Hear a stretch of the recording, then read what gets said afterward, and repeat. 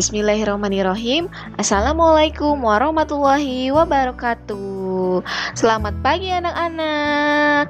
Ketemu lagi dalam pembelajaran tematik pertemuan ke-10. Apa kabar hari ini? Semoga sehat selalu ya.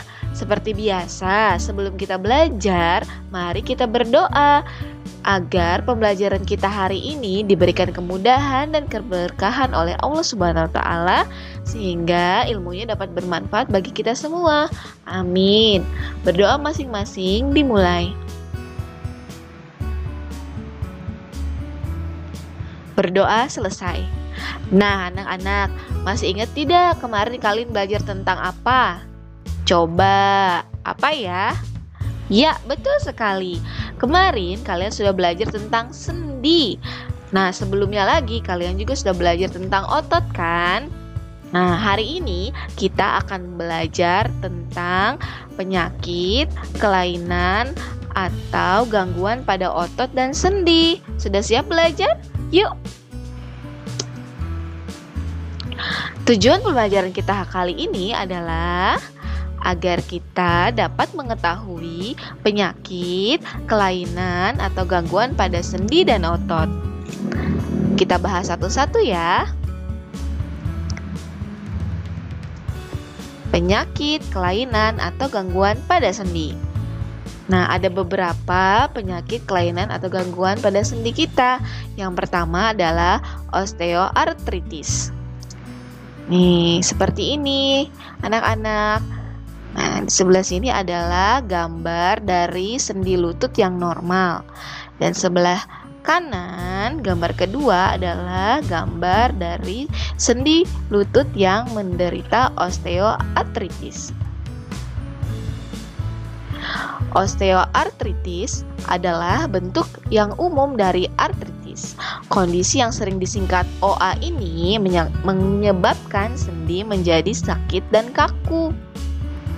OA dapat merusak sendi mana saja pada tubuh, tapi penyakit ini lebih sering berdampak pada sendi tangan, lutut, pinggul, ujung jari, dan tulang belakang, terutama pada leher atau punggung bawah. Nah, seperti ini anak-anak, gambaran dari sendi lutut kita. Ini sendi lutut yang normal. Dan sedangkan yang satunya adalah sendi lutut yang menderita osteoartritis. Kondisi ini di mana sendi terasa nyeri akibat inflamasi ringan yang timbul karena gesekan ujung-ujung tulang penyusun sendi. Selanjutnya, apa sih penyebabnya? Penyebab osteoartritis belum diketahui hingga sekarang.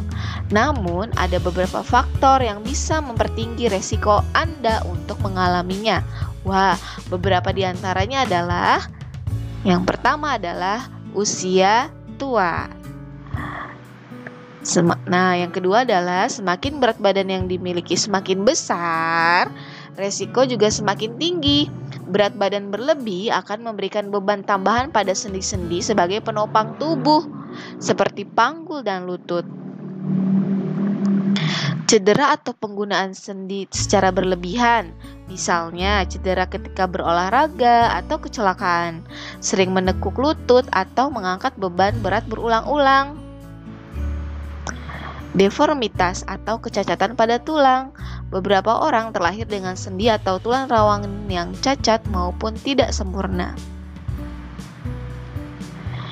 Rheumatoid arthritis atau radang sendi.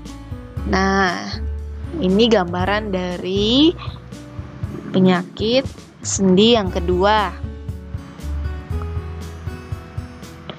Rheumatoid arthritis atau disingkat RA adalah kondisi jangka panjang yang menyebabkan nyeri, pembengkakan, dan kekakuan pada sendi. Gejala biasanya terjadi pada tangan, kaki, dan pergelangan tangan.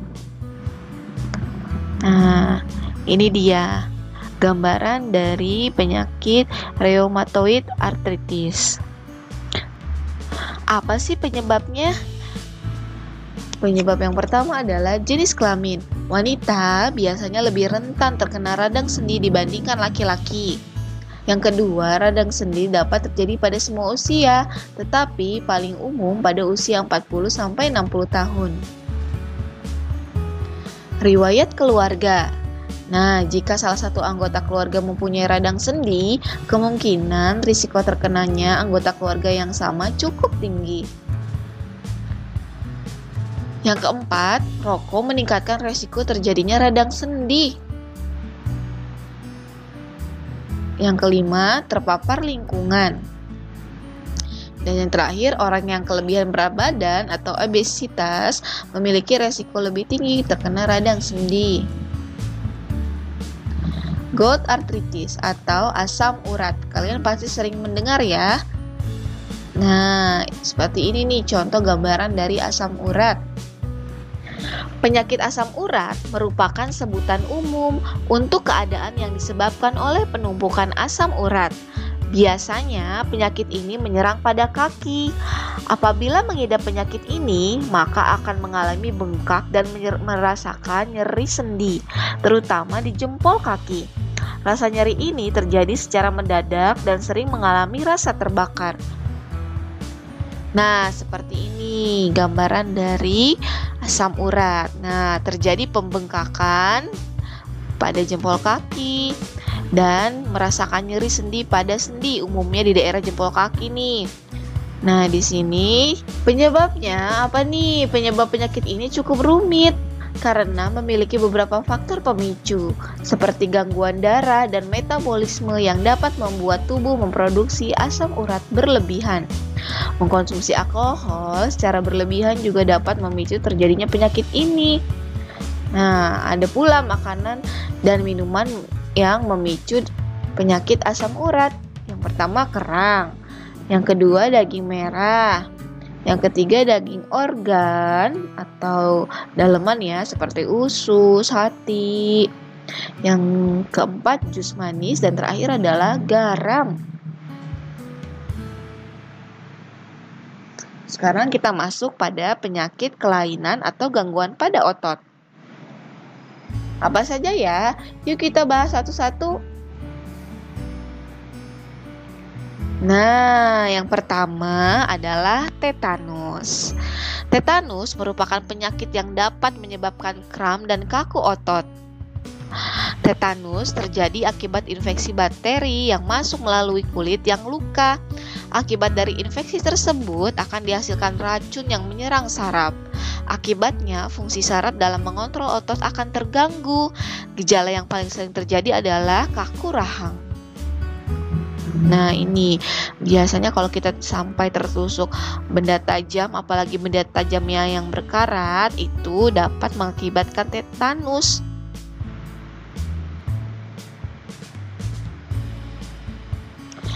Yang kedua adalah polio. Polio adalah penyakit yang menyerang sistem saraf akibat virus. Nah, apa sih nama virusnya? Ternyata nama virus polio adalah poliovirus. Nah, akibat poliovirus, otot terasa kaku dan sakit. Jika kondisi bertambah parah, penyakit ini dapat menyebabkan kesulitan bernapas, kelumpuhan, bahkan kematian. Ciri-ciri penyakit polio adalah batuk, demam seperti terkena flu, sakit kepala, dan leher terasa kaku, serta otot badan dan kaki terasa sakit. Selanjutnya adalah kram otot. Nah, kram otot itu biasa terjadi pada tangan, kaki. Nah, kram otot biasanya akibat kerja otot yang berlebihan atau kontraksi yang terlalu kuat. Kaku leher. Kaku leher adalah kram yang terjadi pada otot-otot leher. Hal ini terjadi karena adanya sikap tubuh yang salah atau gerak yang menghentak secara tiba-tiba. Gejala yang dirasakan berupa nyeri otot dan kaku leher hingga dasar punggung. Penanganan yang dilakukan adalah penggunaan obat nyeri dan obat-obatan atau salep. Siapa nih yang pernah merasakan kaku leher? Selanjutnya, atrofi otot. Atrofi otot merupakan kelainan otot di mana otot mengalami penyusutan bentuk dan volumenya. Atrofi terjadi akibat adanya kerusakan pada otot atau pada syaraf yang mengontrol otot tersebut. Penyusutan volume otot, otot yang lama tidak bekerja atau sudah lama terbaring sakit. Nah, yang terakhir adalah hipertrofi otot. Apa sih hipertrofi otot? Hipertrofi otot terjadi umumnya pada atlet binaraga dan kebukaran. Mungkin orang menganggap ini hal biasa, tetapi hal ini merupakan kelainan otot yang berupa meningkatnya bentuk otot, dan hal ini mempengaruhi faktor nutrisi, usia, dan latihan.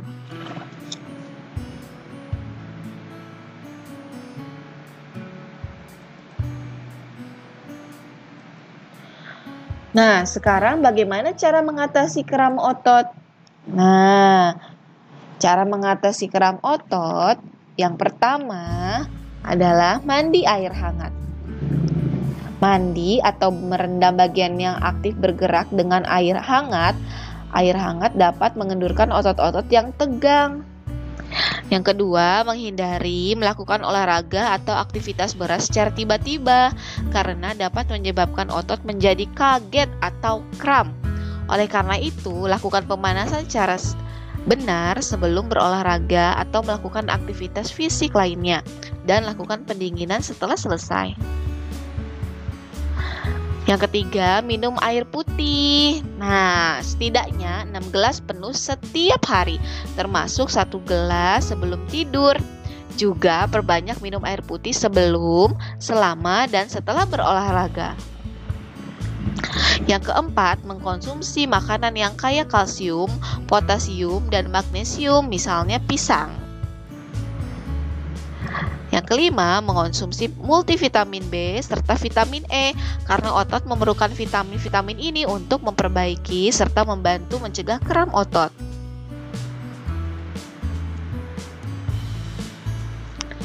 Yang keenam, melakukan peregangan.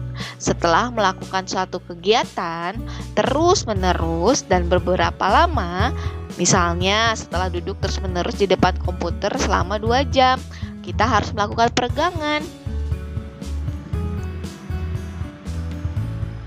Diingat ya, tugas latihan soal dikerjakan di buku tulis tematik dan dikumpulkan via WhatsApp. Kirim ke ibu guru wali kelas ya. Jangan lupa, sekian pembelajaran kita hari ini. Jaga terus kesehatan tubuh kita, kesehatan tulang, kesehatan otot, dan kesehatan persendian kita. Jangan lupa untuk terus bersyukur dengan cara yaitu menjaga kesehatan tubuh kita sendiri. Makan makanan yang bergizi dan olahraga yang teratur. Oke anak-anak, semoga dapat dipahami ya. Sekian pembelajaran kita hari ini. Sampai ketemu lagi dalam pembelajaran yang selanjutnya. Wassalamualaikum warahmatullahi wabarakatuh.